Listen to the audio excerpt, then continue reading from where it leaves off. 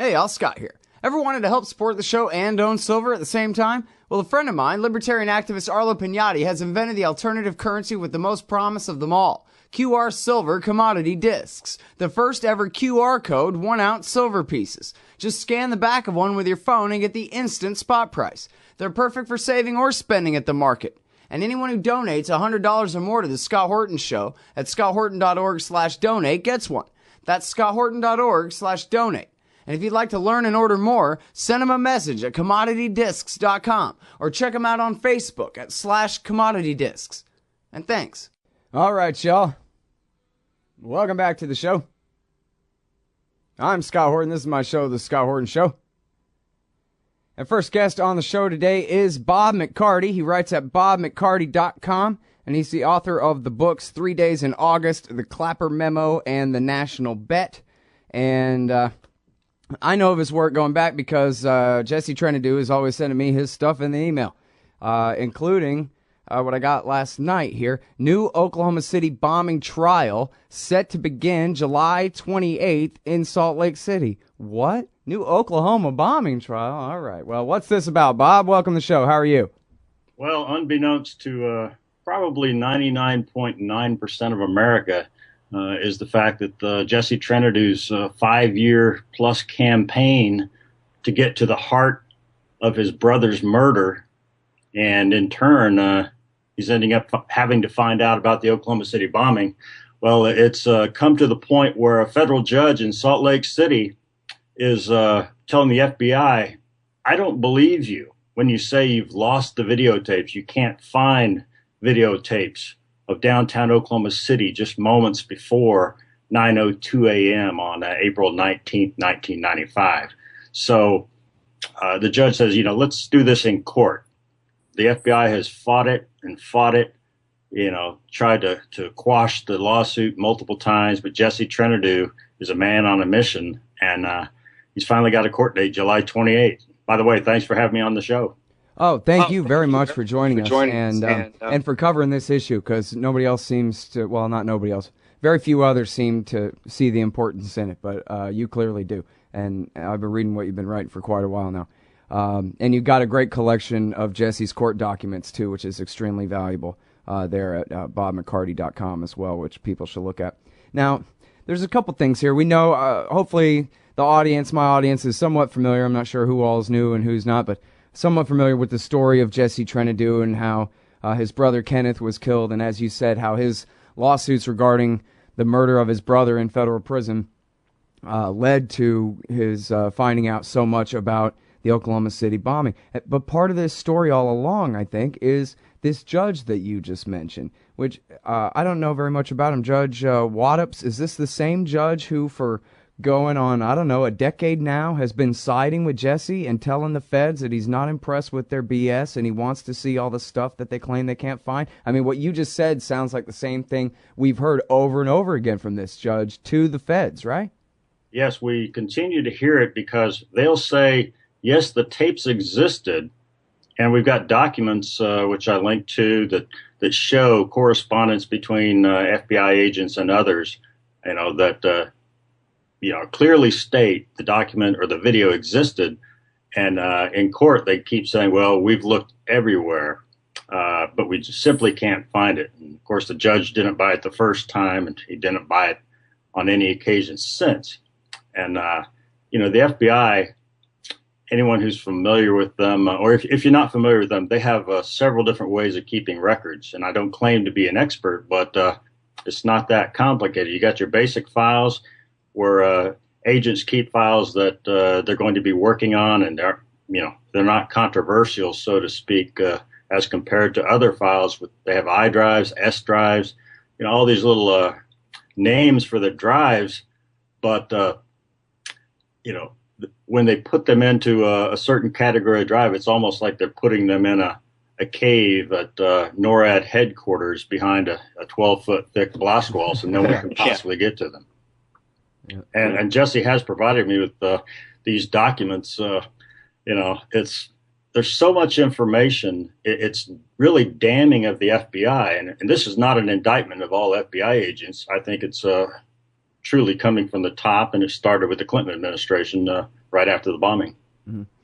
All right, and now, so we got to talk about this video because, of course, at trial they showed, I think, just a still clip at the McVeigh trial in Denver. They showed a still shot from a camera that was on the same side of the street as the Murrah building, and all it showed was, well, there's a Ryder truck. That was basically all you could tell from it, was there's a Ryder truck.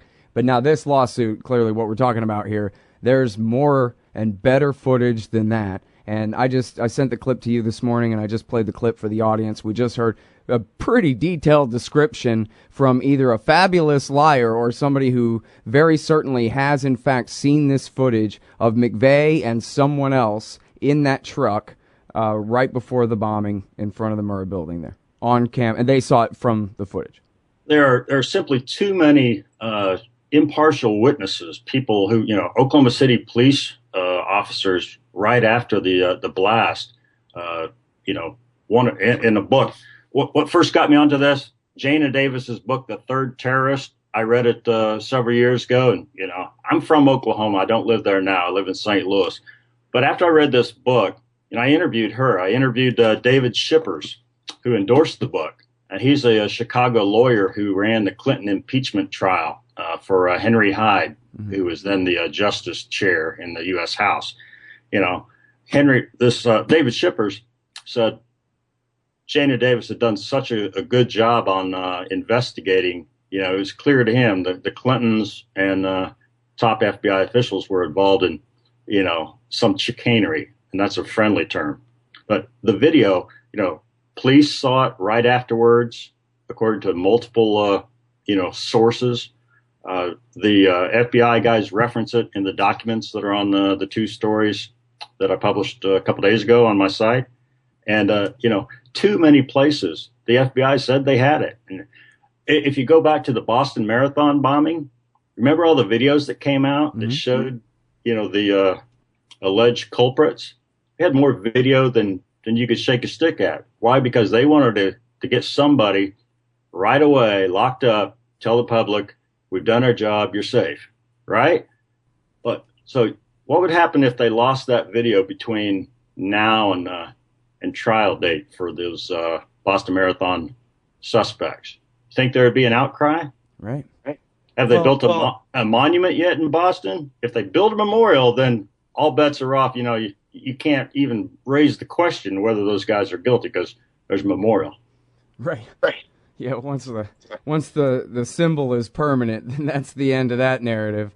Right. Sounds right. And yeah, I believe at last count there were 24 eyeball witnesses who put someone else with McVeigh that morning in Oklahoma City that corroborate what this footage purportedly shows. And what only makes sense if you just tell the government's version in one sentence. McVeigh's closest accomplice was 2 states away at the time. You just know that's not true. And if people just remember back how they waited 6 weeks, 8 weeks, and then they said, oh, John Doe 2? Nah, that was all confusion. There never was a John Doe 2. If you think back about that now, you know that they knew they were lying when they claimed that.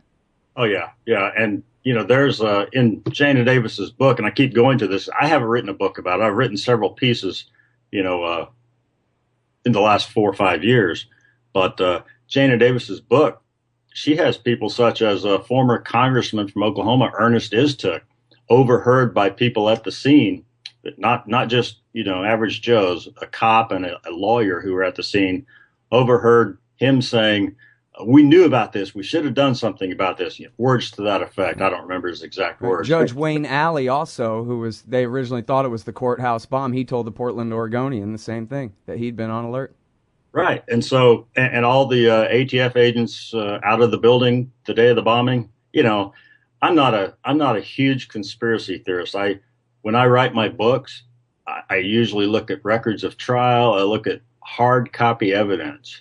Okay, or first-person interviews from people who don't have a vested interest, in some narrative. Well, listen, your narrative that, hey, there's more going on here that we don't know about, that we would probably find out from this footage, like you've learned from Jesse and from his documents. that's not controversial. It's only controversial in that nobody else knows about it and the unanimity isn't there. But as far as whether you're dealing with facts or whether you're dealing with wild conjecture, I don't think there's any question whatsoever. I'm sorry we have to take this break now, Bob, but when we get back with Bob McCarty, we're going to talk more about the Oklahoma bombing and the evidence. And Jesse Trentadue, the heroic Jesse Trentadue's trial against the FBI here. Oh, John Kerry's Mideast Peace Talks have gone nowhere. Hey, y'all, Scott Horton here for the Council for the National Interest at councilforthenationalinterest.org. U.S. military and financial support for Israel's permanent occupations of the West Bank and Gaza Strip is immoral, and it threatens national security by helping generate terrorist attacks against our country. And face it, it's bad for Israel, too. Without our unlimited support, they would have much more incentive to reach a lasting peace with their neighbors. It's past time for us to make our government stop making matters worse. Help support CNI at councilforthenationalinterest.org. All right, y'all, welcome back to the show. I'm Scott Horton. This is my show, The Scott Horton Show. Please head on over to bobmccarty.com, bobmccarty.com, and he's got a couple of pieces you need to look at here. New OKC bombing trial set to begin July 28th in Salt Lake City. And did FBI agent try to sell missing OKC bombing video to NBC? Another very important article worth your attention there. And now, so just real quick, we're talking about Jesse Trentadue and his, it's actually going to trial. A FOIA case is going to trial in Utah. Jesse Trentadue, whose brother Kenneth was killed in federal custody in presumably what seems to be a case of mistaken identity. He was a spitting image, time, place, and tattoos and redheaded mullet and everything for a guy named Richard Guthrie, who could have been John Doe number 2 or one of McVeigh's accomplices in the Oklahoma City bombing, which is how poor Jesse got caught up in this entire story. And so now he's a lawyer. They murdered the brother of a lawyer. And so he's just been fighting them with paperwork this whole time and kicking their ass in court in Utah and has gotten just troves of documents released already. And now, do I have this right, Bob, that this is the first time a FOIA case has ever gone actually to trial? That's what Jesse told me a couple days ago as I was just finished writing this story. He kind of gave it to me as an aside. So I'll trust his legal judgment. I'm not. I did not investigate whether it was or not, but I wouldn't be surprised. Even if it's not the first one, it's very important just because of the fact the federal government's having to answer, on a Freedom of Information Act. And, I'm familiar with Freedom of Information. On my last book, the Clapper Memo about the top intel chief of the United States, I went 22 months on a FOIA request, never got answered from a Defense Intelligence Agency. So I'm real familiar with FOIA. I just don't have the deep pockets to battle it in court. Right. I was actually reading a little bit about Jason Leopold, who now that's all he does is FOIA stuff and the art to it. And apparently, I could tell from the profile of him that it really took a lot of experience to figure out how to work the system of FOIA. There's nothing straightforward about it at all, Well, I've learned that it takes being a bulldog more than anything. And, my book had been out for more than a full year, about 18 months by the time I just finally dropped the pursuit of the information. I mean, I already knew kind of the answer. I just don't know everything they're covering up in the Clapper Memo. But, regarding that second article and the FBI, what do they have the video? I think they do, because Jesse shared some documents. This is a black and white copy. The real thing, this is a yellow sticker. But it's FBI documents he shared with me. This is one interesting little paragraph. It says, on October 27, 1995, a confidential source, and then that source's name is redacted, as you can see here, the black boxes. It says, a confidential source telephonically contacted Special Agent, again redacted, somebody at the FBI. The source related that Dateline, an NBC television show, had been contacted by an unknown attorney representing a Los Angeles agent of the Federal Bureau of Investigation. On behalf of the agent, the attorney offered to sell a copy of the surveillance tape recovered from Oklahoma City, which shows the activity outside of the Alfred P. Murrah Federal Building just prior to the bomb blast. That's the, what's the phrase, the golden nugget. That's right. That's the thing everybody's looking for. That's what Jesse's looking for. Because if the American public sees the video, the full length of the video before the bombing took place, it's going to change the entire. They're going to know they've been lied to from everybody, from the FBI to Clinton administration and everybody involved in the cover-up. Right. And I'm not a conspiracy theorist. A lot of people. This is pretty factual. This isn't tinfoil hat crap. Yeah. By the way, in that clip that I sent you, did you get a chance to listen to that, the Channel 4 news clip? I did. In fact, I lived in Norman, Oklahoma at the time of the bombing. I had just dropped off my then 5-year-old son at a preschool, walked back out to my car just after 9:02 a.m. and heard the first reports on the radio on the main talk radio news channel in the city. And I was glued to the TV for days afterwards. I took food and bottled water down to the rescue workers. I couldn't get beyond the cordon, but I was real close to it. And I watched the news reports. And of course, talking with Jana Davis, who was at the time a NBC affiliate reporter in Oklahoma City, an award-winning reporter, the author of that book, The Third Terrace, which was a New York Times bestseller before it unceremoniously seemed to be removed from all channels of distribution. I'm real familiar. That's her voice on some of that news there. Yeah, a lot of things were said on the local newscast that really make you wonder. Well, now part of that, let me ask you this, Bob. Part of what's reported in there is, and I'm sorry because I was actually distracted while I was replaying it. I've heard it 100 times. I'm 90% sure their source is, or one of their sources is an LA Times reporter who had a chance to see it. And I think they even referred to an LA Times story. And I've never been able to track that down. I've Googled the hell out of that. I wonder if you know whether did this story ever actually hit the paper in the LA Times? Do you know who the LA Times reporter was who had eyeball seen this tape and at least confirmed what other sources, I believe police sources, were telling Channel 4 there? No, I have not seen the tape. I can't. I've wanted to nail that one down for a long time because that seems like, obviously a LA Times reporter walking into court and telling a judge, this is what I saw. That's serious testimony right there, if that could be made to happen. Yeah, and, you'd think that reporters are credible sources, but anymore. Well, I mean, a judge would have to take that seriously if it was a reporter who said, yeah, my federal source showed me this footage, and I'm telling you what I saw. That would be, no joke. And by the way, speaking of no joke, everybody, again, if you go to bobmccarty.com and you look at this article, new OKC bombing trial set to begin. Again, the trial of this FOIA for Give Me the Damn Footage.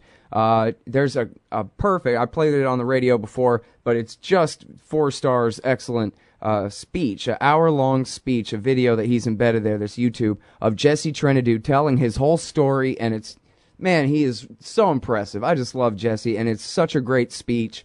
Couldn't possibly have been done better. Of him telling his story and what all it has to do with the Oklahoma bombing, and try to set aside some time to take a look at that. Again, it's at bobmccarty.com. And now, do you know, did NBC ever say, why didn't they pay him the $1 million and get the footage? They got $1 million. Yeah, they have $1 million. They called the cops on him and said, one of your guys is trying to sell us footage. They called Internal Affairs or something like that, right? Well, you're making the leap that the nationwide news networks, the alphabet networks, are working objectively. Oh, hell, I didn't mean to imply that. Because, if you look at the immigration stuff on the border right now, the coverage always shows these little kids coming across the border as if it's 90% 3-year-olds. But in reality, it's 80 to 85% people 15 and older, mostly male. So, don't believe the news media at the national level. There are some good ones. Cheryl Atkinson, she kind of bolted from CBS. But as I learned in my last book, ABC was hitting for the government team. They did seem to disregard reality and fact. By the way, I actually never did get around to reading Jana Davis's book because when I talked to Jesse Trentadue, to J.D. Cash back when, he said he had dismissed all of that stuff, all the so-called Arab connection, that the fact that Lori Milroy latched onto it to try to spin the story with Judith Miller that Ramzi Youssef wasn't really Ramzi Youssef, but was an imposter working for Saddam Hussein's Mukhabarat and all of that, that just completely put the lie to it. And even I think Peter Lance, just like J.D. Cash, had tried so hard to track down Terry Nichols' movements and footsteps in the Philippines and the rumors that he had met with Ramzi Youssef in the Philippines, and none of that had ever held up. So JD just said that was all BS. It's all about the Nazis at Elohim City, and all the Arab angle is wrong. I just wonder what's your response to that? Oh. I disagree. I trust Jana Davis, award-winning investigative reporter. She has the documents and bibliography in the back of the book to back it up. Well, now, does she go into the thing about Nichols going to Cebu City in the Philippines and all of that? Again, I haven't read the book, but yeah, she covers all those, and I think a lot of people are trying to sell other books, and but it. Well, helps. I think Peter Lance is a pretty good reporter, and his take on it was never mind the so-called Iraq connection. He knew that the Iraq connection was not, was a fantasy. James Woolsey tried to prove after 9/11 that Youssef's fingerprints didn't match and whatever. He couldn't prove that because they did match. He was Ramzi Youssef. He wasn't an Iraqi Mukhabarat agent, and that whole conspiracy theory, the Milroy conspiracy theory, fell apart. However, Lance was open to the idea that maybe when Nichols was in the Philippines, that did have something to do with learning how to cook the bomb and et cetera like that. Although now in Nichols' testimony since then, and he's opened up and talked with and given a deposition now and everything, he denies all of that too and says, no, I never did have anything. He was basically it looked like he was basically just trying to be out of the country while McVeigh was doing the worst of this stuff, Yeah, could be, but look at Hussein al-Husani. Remember that name? Yeah. He is the guy that Jana Davis pinpoints as John Doe number 2. And back on March 11th, 2011, he surfaced in Quincy, Massachusetts. Oh, yeah? And she swears, based on all her, footwork there in Oklahoma City, seeing where this Iraqi cell operated, where they lived, the kind of businesses they ran. But how well does she tie him to McVeigh? And what does that have to do with Andre Strassmeyer and the Nazis? Nothing? Not, I don't believe there's anything direct. So, and this has always been a puzzle to me because I guess I never really bought the story in the first place. And so, I've been reading about this from as many sources as I can this whole time, really, since 95. I was in high school at the time. And it's always been these two competing conspiracy theories, the Nazis at Elohim City or the Arab guys in the brown pickup truck. But it seemed like the brown pickup truck eventually traced to this kook out in Arizona, right? The gold miner guy. No? I actually don't remember specifics on that. Well, but anyway, yeah, I mean, there's a million little details here, Bob, that we could...